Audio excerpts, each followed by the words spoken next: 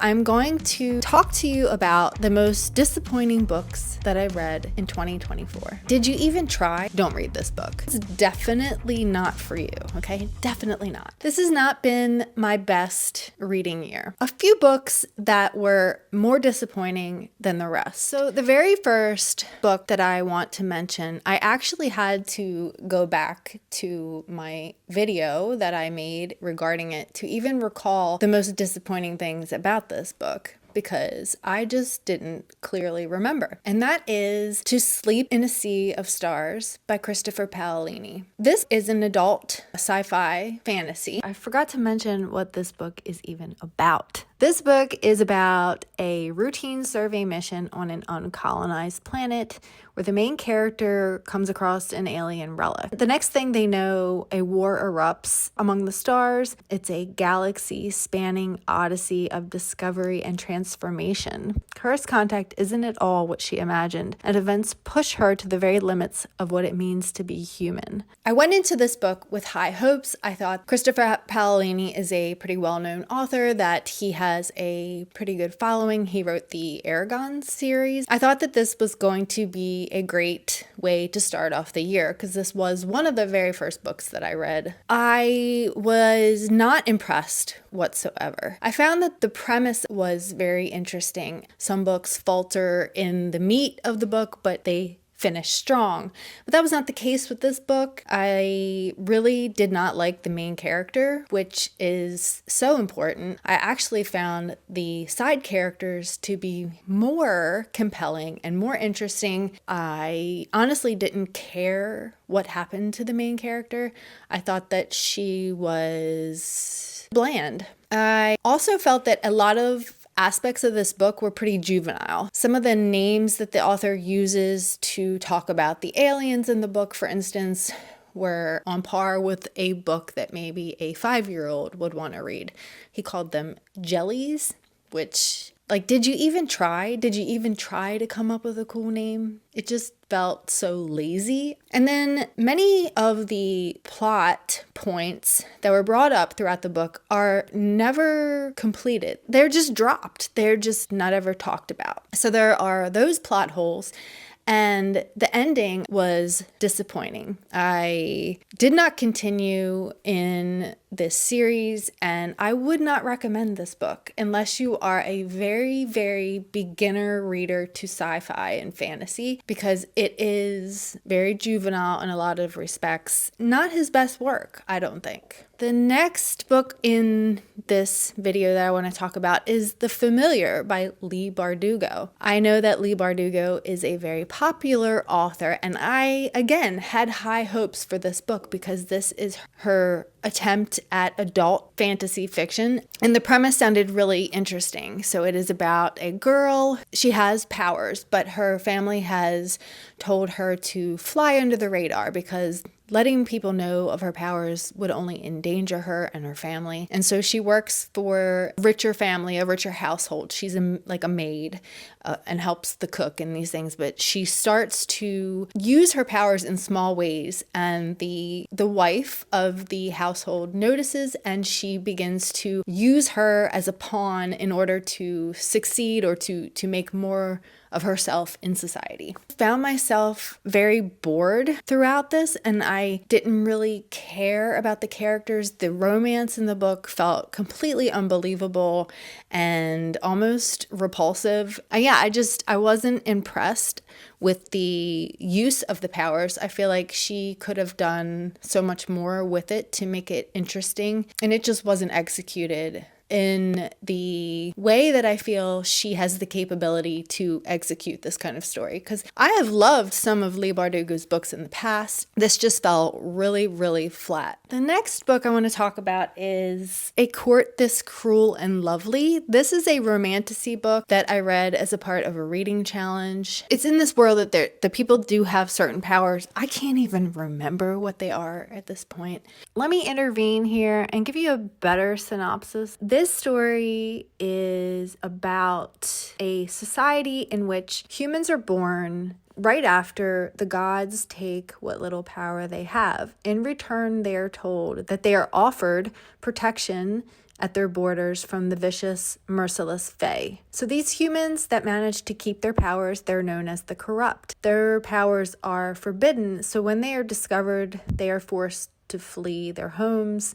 And so the main character ends up making a bargain with a mercenary who helps her on her journey. And yeah, it's all about this enemies to lover relationship that builds between the two main characters. All along, there is a not so hidden secret that comes out later.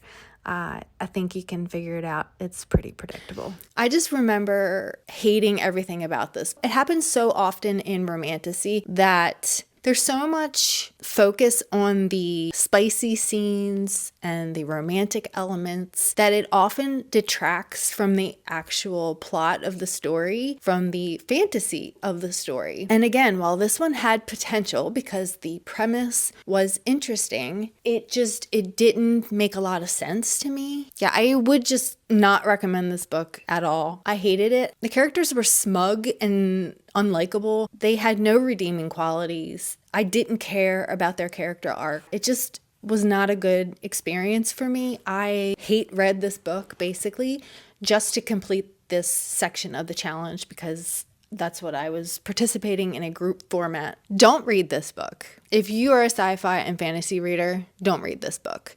If you're a romance reader, maybe you would like it. Maybe. The fourth book that I'm going to talk about is Trust.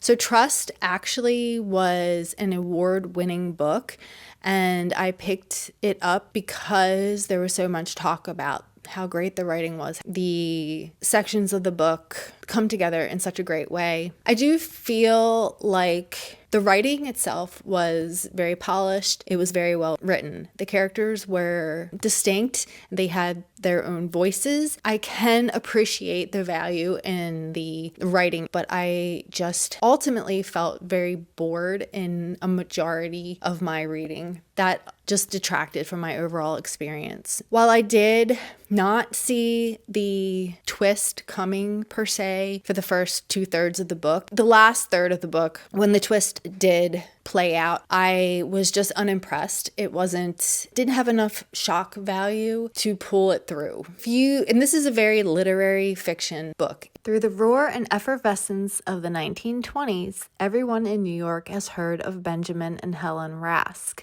He is a legendary Wall Street tycoon. She is the daughter of eccentric aristocrats. Together they have risen to the very top of a world of seemingly endless wealth, all as a decade of excess and speculation draws to an end. But at what cost have they acquired their immense fortune?